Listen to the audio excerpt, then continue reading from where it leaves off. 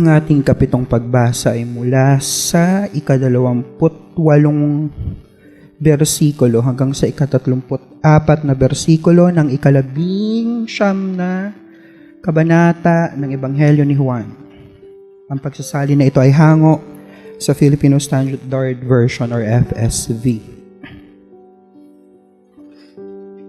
Pagkatapos nito, nang malaman ni Jesus na ang lahat ay naganap na, sinabi niya, upang matupad ang kasulatan, nauuhaw ako.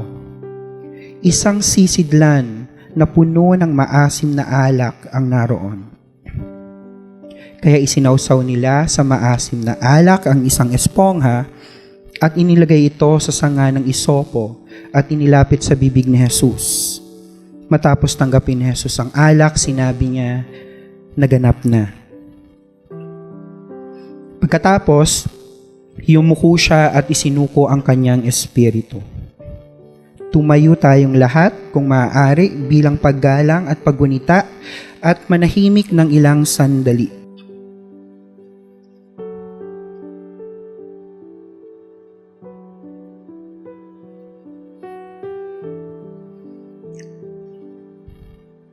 Maupo na kayo muli. Dahil araw noon ng paghahanda, ayaw ng mga Hudyo na manatili ang mga bangkay sa krus sa araw ng Sabat, lalo na ang Sabat na iyon ay dakila. Kaya hiniling nila kay Pilato na baliin ang mga binti ng mga nakapako sa krus at alisin ang mga bangkay.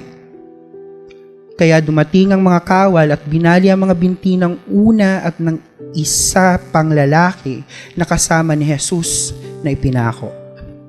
Subalit, nang dumating sila kay Jesus at nakitang siya ay patay na, hindi na nila binali ang kanyang mga binti. Tinusok na lang ng sibat ang kanyang tagiliran ng isang kawal at kaagad na lumabas ang dugo at tubig.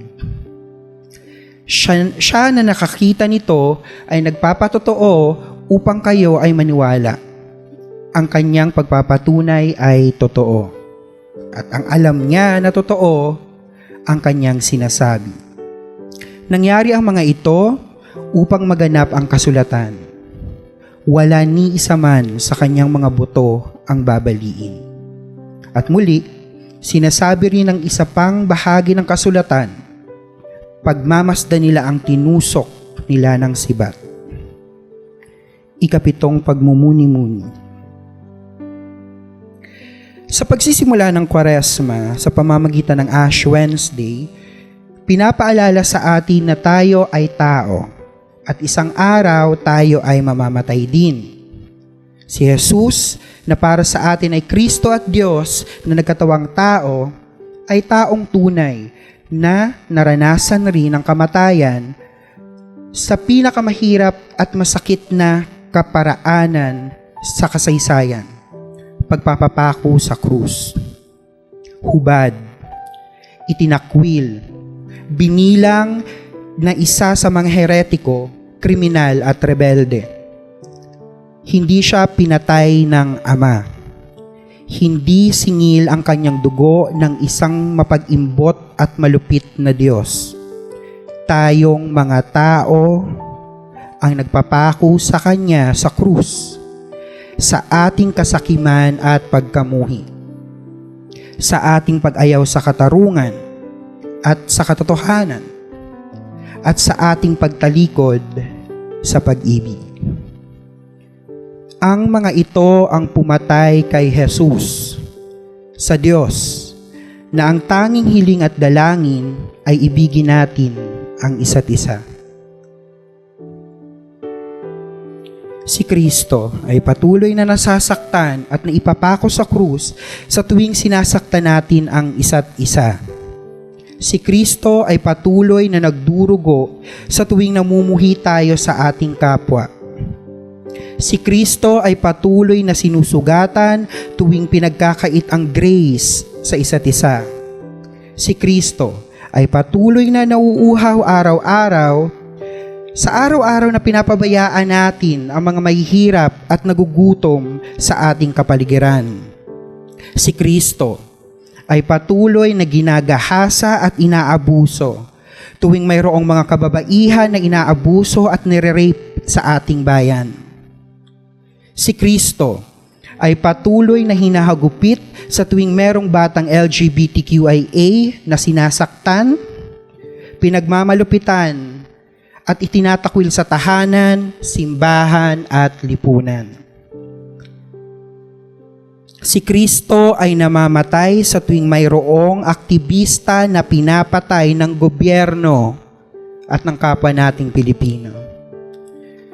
Si Kristo ay patuloy na pinapatay ngayon sa bawat inosenteng Palestino, lalo na ang mga kabataan, kababaihan, at mga doktor na binobomba at binabaril.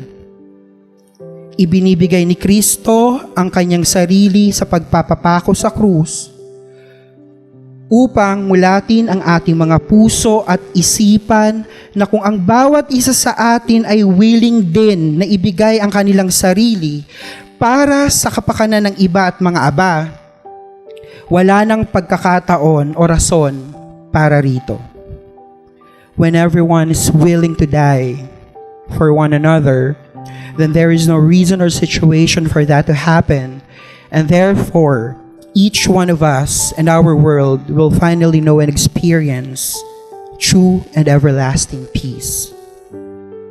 Panginoong Jesucristo, tunay na Diyos at tunay na tao, binigay mo ang iyong sarili sa amin upang kami ay hilumin at palayain, patawarin at bigyang buhay muli. Buksan mo ang aming mga puso at diwa at buong pagkatao upang maging tulad mo na handang ibigay ang sarili sa aming kapwa. Iyaring sa ganon, kami ay maging tunay na tagasunod mo na pumanday sa isang lipunan at mundong may tunay na pag-ibig at malasakit para sa isa't isa. Amen.